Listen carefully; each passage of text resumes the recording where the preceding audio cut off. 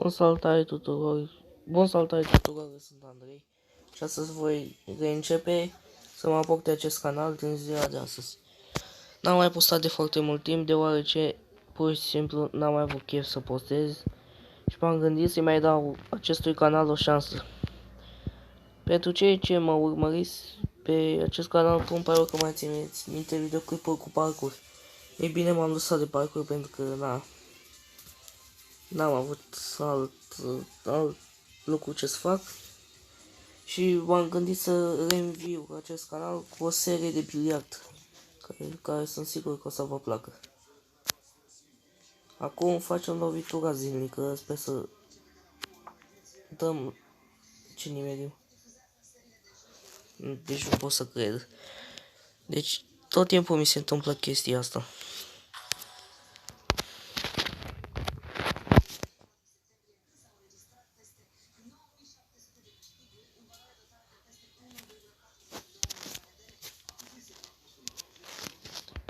N-am foarte mulți bănuți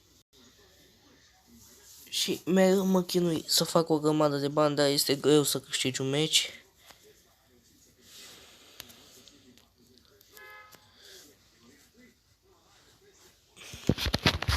Acum nu știu ce s-a întâmplat, se repornește jocul, dar nu știu ce. Deschidem o cutie. Vedem ce ne dă. Nu mare lucru. O dăm pe asta de Tokyo să se deschidă.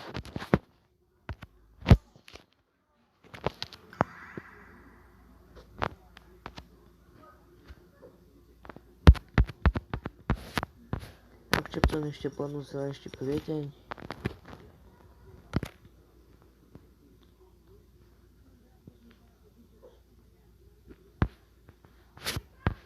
Astea sunt stacurile mele, dacă vreți să le vedeți. Pe acesta îl folosesc momentan.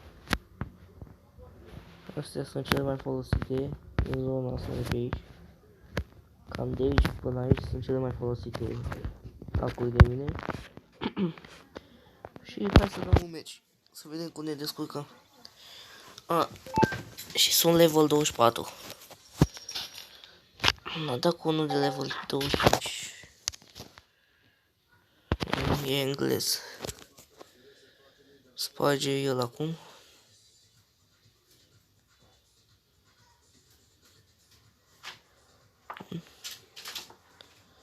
A băgat două bile.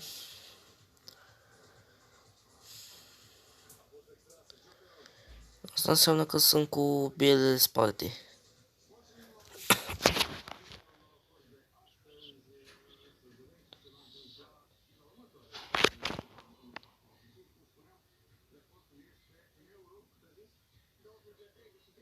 Încearcă să bage două bile, dar nu cred că o să iasă chestia asta. Cel puțin o bilă. Mi-a băgat și mie două bile. Fraierul a băgat bilele spate și acum eu am mai multe bile decât el. Și n-am dat nicio lovitură până acum.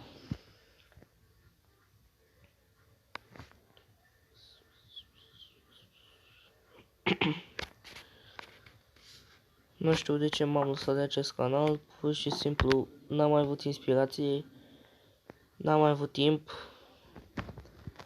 n-am mai avut idei de teme pentru episoade.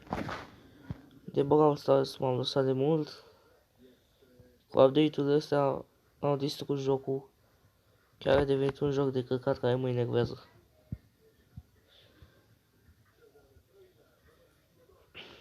Am să încerc să mă reapuc de acest canal și vom vedea ce iese.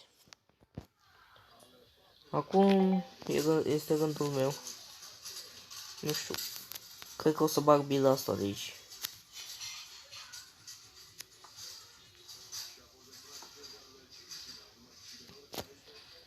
Da, a fost o opțiune destul de bună, acum merg pe bila asta de aici.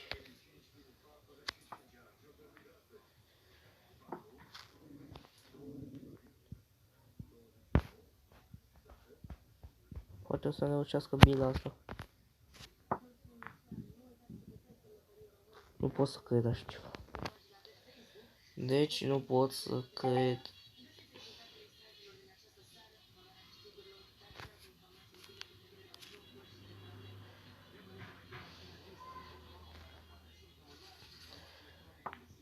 Spuneți-mi în comentarii ce jocuri vreți să mai joc. Ce serii de jocuri să mai fac. În afară de seria asta care, sincer, eu admir. Și îmi place. Și fraierul era să bage și cealaltă bilă. Și acum o să câștige cel mai probabil.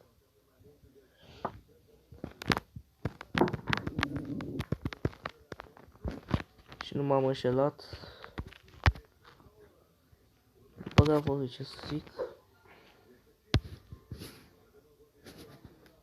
Mai dăm un meci.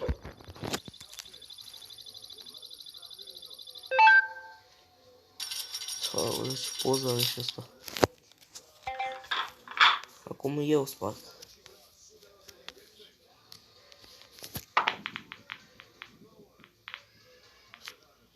N-ai trăit. Asta e cel mai mare ghinion din jocul ăsta.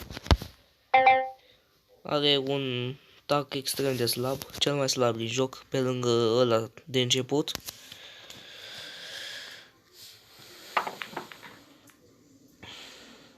Da, dar nu se știe niciodată cine o să câștige sau cine o să piardă.